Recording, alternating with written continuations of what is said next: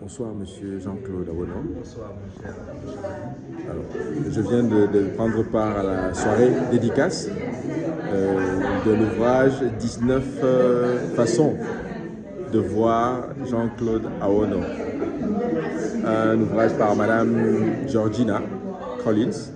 Et j'aimerais savoir, première chose, si vous pouvez vous présenter en quelques mots, et deuxièmement, nous dire qu'est-ce qui a été véritablement traduit dans ce livre et comment vous avez ressenti le produit de cet ouvrage.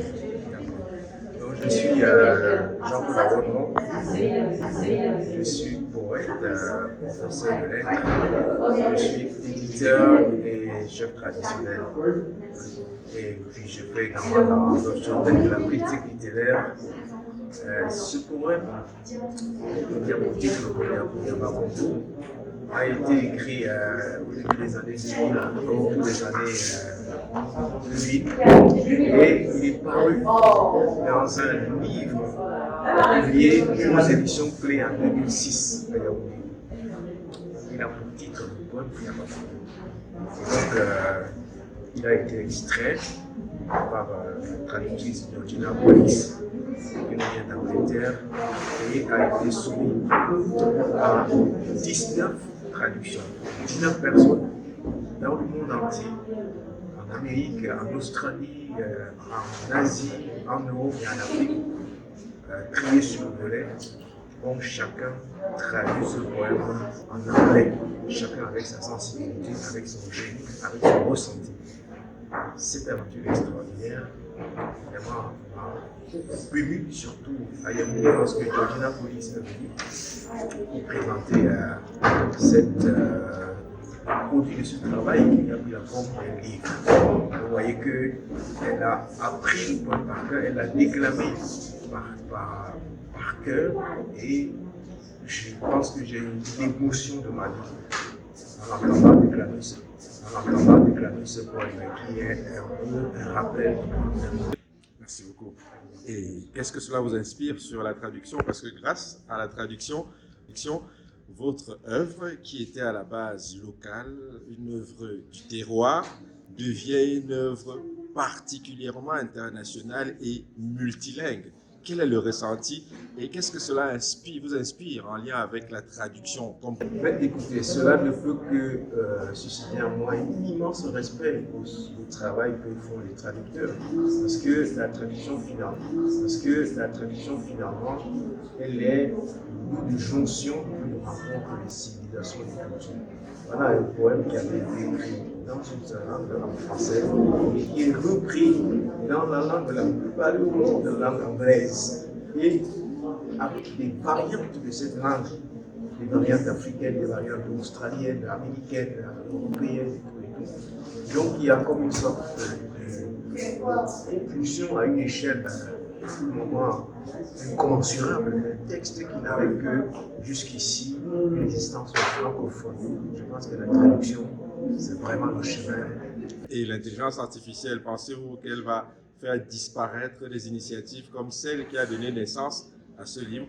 Je ne pense pas. Je ne pense pas que l'intelligence artificielle puisse tuer le génie humain.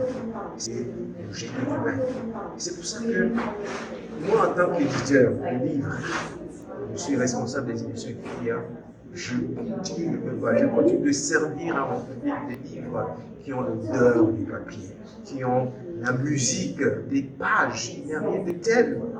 On ne peut pas imaginer que la littérature puisse un jour prendre une forme totalement dématérialisée. Ce n'est pas possible.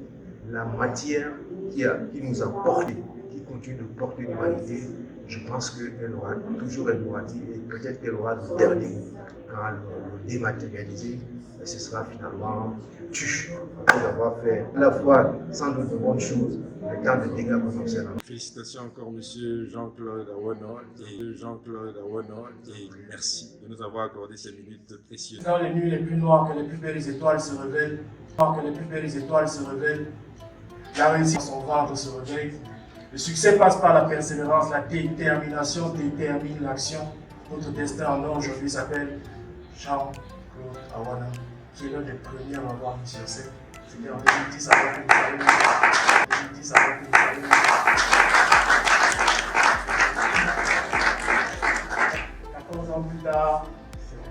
très grand honneur d'interpréter l'un de ces poèmes devant vous aujourd'hui. Merci. Le poème de Yamba Congo. Qu'avons-nous fait du poème au Simbi que Yamba Congo voulu écrire quand dans le torrent du Bandama, nous essayons la nasse brisée, la Katafoua. Ce matin-là, nous étions allés plus loin que le trajet des pistes sur la forêt bavarde du Baola. Nous étions allés ramasser sur les plaines du Bandama les réponses à nos appels qui, dans la nuit, étaient tombés du ciel. Nous nous demandions ce matin-là quelle partie de la lune nous prendrions pour nos colons maillards à l'heure où la nuit, comme un patriarche, fait le partage de l'as courant. Nous mirions sur l'eau et nous souvenions de notre enfance qui passait sa vie à battre la rosée sur les sentiers, à célébrer l'ombre des serpentaires sur les voûtes, à compter les empreintes des gazelles parmi la lisière des champs, à camper sous les sentiers. Et nous nous exciter. Et nous chantions la danse lente de la nasse dans la hantée du Bandama. Et nul n'imaginait la transe épique et nouvelle du poème au Simbi que Yamba Congo voulut écrire dans sous le ciel accablé des serpentaires à la Fouaga pleurait sa masse. Aujourd'hui, le ciel hisse sur les mâts des jours morts, mais le lointain pose toujours sa question endeuillée. Qu'avons-nous fait du poème au Simbi que Yamba Congo voulait quand dans le torrent du Bandama, nous essayons la nasse brisée, la Katafoua.